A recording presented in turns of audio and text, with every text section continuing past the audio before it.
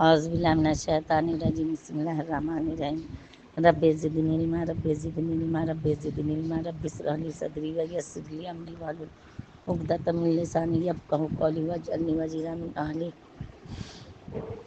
اللہم رزقا طیبا علما نافعا وعملا متقبلا سبحان اللہ عدد خلقہ سبحان اللہ رضا نفسہ سبحان اللہ زینت عرشہ سبحان اللہ مداد کلماتہ الحمدللہ عدد خلقہ الحمدللہ رضا نفسہ زینت عرشہ الحمدللہ مداد کلماتہ الحمدللہ حمدا کثیرا طیبا مبارکا فیہ اللہ اکبر کبیرہ الحمدللہ کثیرا سبحان اللہ بکرۃ اللہ دنیا میں امن سلامتی دیجیے، اللہ سب کو عفو عافیت کے ساتھ رکھیے، اللہ اپنے ہر مومن بندی پر اپنا رحم و فضل کریے۔ شروع اللہ کے نام سے جو نہایت مہربان بہت رحم والا۔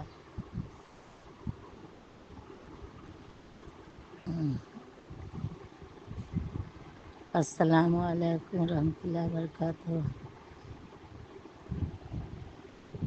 نامہ پارہ سورہ اعراف۔ شاید پہلے کچھ اور عذاب آیا ہوگا، جب بالکل حد سے گزر گئے تب ذلیل بندر بنا دیے گئے کی تفسیر قرار دیا جائے، یعنی وہ عذاب باعث یہی بندر رہا 22 دن۔ حضرت شاہ صاحب رحمۃ اللہ فرماتے ہیں کہ منع کرنے والوں نے شکار والوں سے ملنا چھوڑ دیا اور بیچ میں دیوار اٹھائی۔ ایک دن صبح کو اٹھے تو دوسروں کی آواز نہ سنی، دیوار پر سے دیکھا ہر گھر میں بندر تھے اور وہ آدمیوں کو پہچان کر اپنے قرابت والوں کے پاؤں پر سر رکھنے لگے اور رونے لگے۔ آخر برے حال سے 3 دن میں مر گئے۔ یعنی خدا کی طرف سے پختہ اعلان کر دیا گیا تھا کہ یہود اگر احکام تورات پر عمل کرنا چھوڑ دیں گے تو حق تعالیٰ قرب قیامت تک وقتاً فوقتاً ان پر ایسے لوگوں کو مسلط کرتا رہے گا جو ان کو برے عذاب میں مبتلا رکھے۔ برا عذاب یہاں محکومانہ زندگی کی فرمایا۔ چنانچہ قوم یہود کبھی یونانی کلدانی بادشاہوں کے زیر حکومت رہے، کبھی بخت نصر وغیرہ کے شدائد کا تختہ مشق بنی۔ آخر میں نبی کریم صلی اللہ علیہ وسلم کے عہد مبارک تک مجوسیوں کی باز گزار رہی، پھر مسلمان حکمرانوں کو ان پر مسلط فرما دیا۔ غرض اس وقت سے آج تک ان کی من حیثیت قوم عزت آزادی زندگی نصیب نہیں ہوئی، بلکہ جہاں کہیں رہے اکثر ملوک و حکام کی طرف سے سخت ذلت اور خطرناک تکلیفیں اٹھاتے رہے۔ ان کا مال دولت وغیرہ کوئی چیز اس غلامی محکومیت کی لعنت سے نجات نہ دے سکے اور نہ قیامت تک دے سکے گی۔ آخر میں جب یہ لوگ دجال کے مددگار ہو کر نکلیں گے تو حضرت مسیح علیہ السلام کے مسلمان رفقا کے ہاتھوں سے تہتے کیے جائیں گے۔ کما ورفی حدیث، یعنی جو شرارت سے باز نہ آئے بعض اوقات اس پر جلدی دنیا ہی میں عذاب بھیجنا شروع کر دیتا ہے، اور کیسا ہے کہ کٹر مجرم توبہ کر لے اور نادم ہو کر خدا کی طرف رجوع ہو تو اس کی بخشش رحمت بھی بے پایا ہے، یعنی اللہ کی معاف کرتے ہوئے بھی دیر نہیں لگتی۔ یہود کی دولت برہم ہوئی تو آپس کے مخالفت سے ہر طرف نکل گئے، کوئی اجتماعی قوت شوکت نہ رہی، مذہب مختلف پیدا ہوئے۔ یہ احوال اس امت کو عبرت کے لیے سنائے جا رہے ہیں، یعنی کچھ افراد ان میں نیک بھی تھے مگر اکثریت کافروں اور فاسقوں کی تھی۔ اکثروں کے لیے بھی ہم رجوع و انابت اللہ کے مواقع بہم پہنچاتے رہے، کبھی ان کو ایس تغم میں رکھا، کبھی سختی اور تکلیف میں مبتلا کیا کہ ممکن ہے احسان مان کر یا سختیوں سے ڈر کر توبہ کرے اور خدا کی طرف رجوع ہو۔ یعنی اگلوں میں تو کچھ صالحین بھی تھے، پچھلے ایسے ناخلف ہوئے کہ جس کتاب تورات شریعت کے وارث حامل بنے تھے، دنیا کا تھوڑا سا سامان لے کر اس کے ہاتھ میں تحریف و کتمان کرنے لگے اور رشوتیں لے کر احکام تورات کے خلاف فیصلے دینے لگے۔ پھر اس ستم ظریف دیکھیے کہ ایسی نالائق اور باجیانہ حرکات کا ارتکاب کرتے ہوئے یہ عقیدہ اور دعویٰ رکھتے ہیں کہ ان باتوں سے ہم کو مضرت کا کچھ اندیشہ نہیں، ہم تو خدا کے اولاد ہے، اس کے محبوب ہے، کچھ بھی کرے وہ ہمارے بے اعتدالیوں سے ضرور درگزر کرے گا۔ اس عقیدہ کی بنا پر تیار رہتے ہیں کہ آئندہ جب موقع ہو پھر رشوت لے کر اس طرح بے ایمانی کا اعادہ کریں، گویا بجائے اس کے کہ گزشتہ حرکات پر نادم ہوتے اور آئندہ کے لیے عزم رکھتے ایسی حرکات کا اعادہ نہ کریں گے، مگر اللہ سے معمون کر انہی شرارتوں اور بے ایمانیوں کا اعادہ کا عزم عزم رکھتے ہیں، اس سے زیادہ حماقت بھی حیائی کیا ہوگی۔ یعنی تورات میں جو عہد لیا گیا تھا کہ خدا کی طرف سچ کے سوا کسی چیز کی نسبت نہ کرے، کیا وہ انہیں معلوم نہیں جو اس کی کتاب اور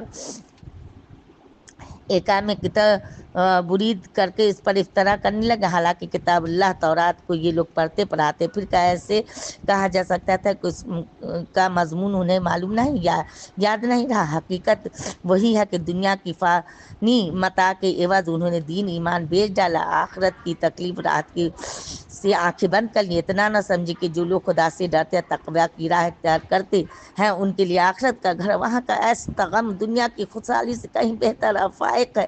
کاش کہ اب بھی انہیں عقل آ جائے۔ اللہ میرے بھی یعنی توبہ اصلاح حال کا دروازہ اب بھی کھلا ہے۔ جو لوگ شریروں کی راہ چھوڑ کر تورات کی اصلی ہدایت کو تھامے رہے، اسی کی ہدایت و پیشن گوئی کے موافق اس وقت قرآن کریم کا دامن مضبوط پکڑے رہیں اور خدا کی بندگی نماز وغیرہ کا ٹھیک ادا کریں، غرض اپنی اور دوسروں کی اصلاح پر متوجہ ہو، خدا ان کی محنت ضائع نہ کرے گا اور بلا صبح اپنے محنت کا میٹھا پھل چکھیں گے۔ سبحان اللہ۔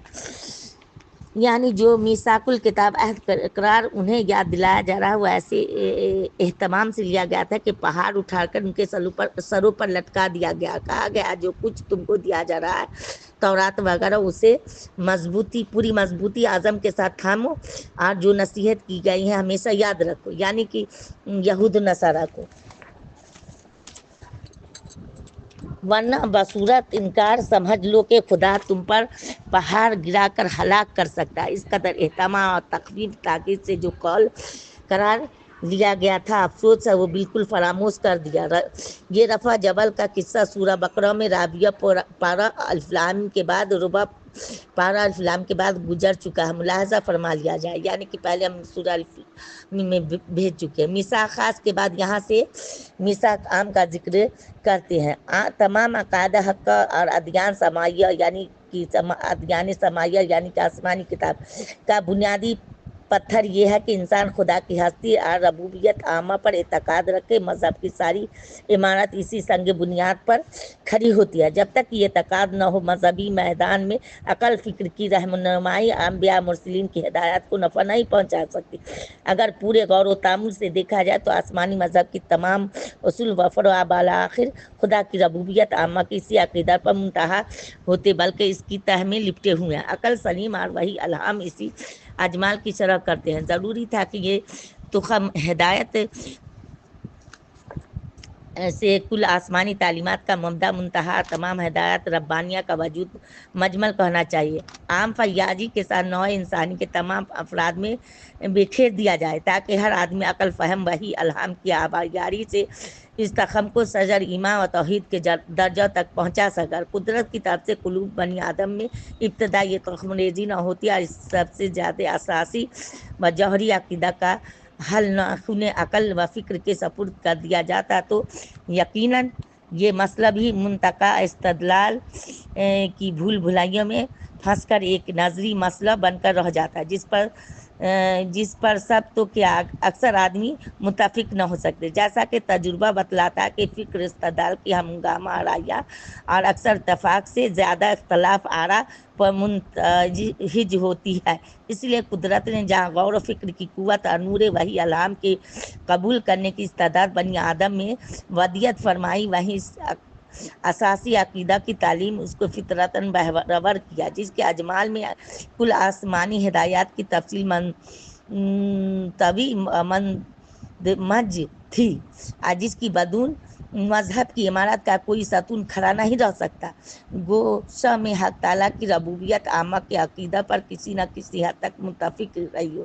آج ان متعدد افراد نے کسی عقلی وہی بیماری کی وجہ سے اس عام فطری احساس کے خلاف آواز بلند کی و انجام کر دنیا کے سامنے بلکہ خود اپنی نظر میں بھی اس طرح جھوٹے ثابت ہوئے جیسے ایک نجار وغیرہ کا مریض، بخار وغیرہ کا مریض لذیذ اور خوشبودار غذا کو تلخ اور بدمزہ بتلانے میں جھوٹا ثابت ہوتا ہے۔ بہرحال ابتدائی جنس سے آج تک ہر درجہ اور طبقہ کے انسانوں کا خدا کی ربوبیت کبریٰ پر عام اتفاق و اجماع اس کی زبردست دلیل ہے کہ عقیدہ عقول و افکار کی دوا دوست سے پہلے ہی فاطر حقیقی کی طرف سے اولاد آدم کو بلا واسطہ تلقین فرما دیا گیا ہے، ورنہ فکر استدلال کے راستہ سے ایسا اتفاق پیدا ہو جانا تقریباً ناممکن تھا۔ قرآن کریم کی یہ امتیازی خصوصیت ہے کہ اس نے آیت حاضرہ میں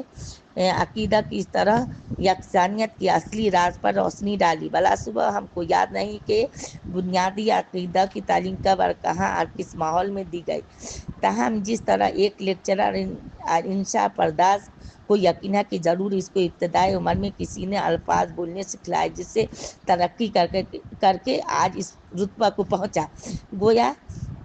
گو پہلا لفظ سکھلانے والا اور سکھانے کا وقت، مکان اور دیگر خصوصیات مقامی بلکہ نفس سکھانا بھی یاد نہیں، تاہم اس کی موجود آثار سے یقین ہے کہ ایسا واقعہ ضرور ہوا ہے۔ اس طرح بنی نوع انسان کا اعلیٰ اختلافات اقوام و الجیاں عقیدہ ربوبیت الہی میں متفق ہونا اس کی کھلی شہادت ہے کہ یہ چیز بدر فطرت میں کسی معلم کے ذریعے سے ان تک پہنچی ہے۔ باقی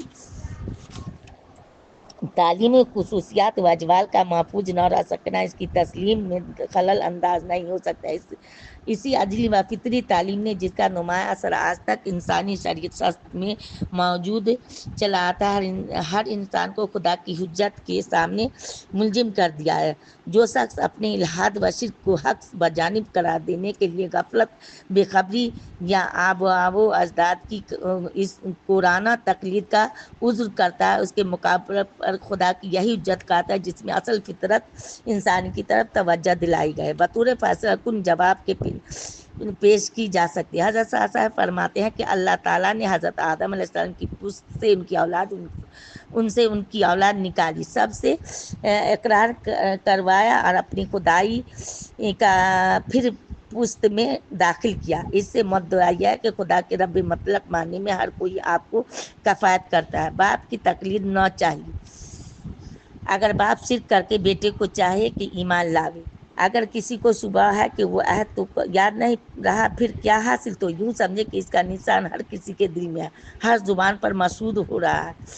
سب کا خالق اللہ ہے، سارا جہان قائل ہے، اور جو کوئی منکر ہے یا شرک کرتا ہے سو اپنی عقل ناقص کے دخل سے پھر آپ ہی جھوٹا ہوتا ہے۔ موضوع قرآن میں ہے کہ یہ قصہ یہود کو سنایا کہ وہ بھی عہد سے پھرے ہیں جیسے مشرک پھرتے ہیں۔ سبحان ربک رب العزت عما یصفون، سلام علی المرسلین، الحمد للہ رب العالمین، وآخر دعوانا الحمد للہ رب العالمین۔ صلی اللہ وسلم تسلیما کثیرا کثیرا برحمتک یا ارحم الراحمین۔ اللہ جو غلط سلتے معاف کرے، آپ لوگ معاف کرے، اللہ دنیا میں من سلامتی، آمین ثم آمین۔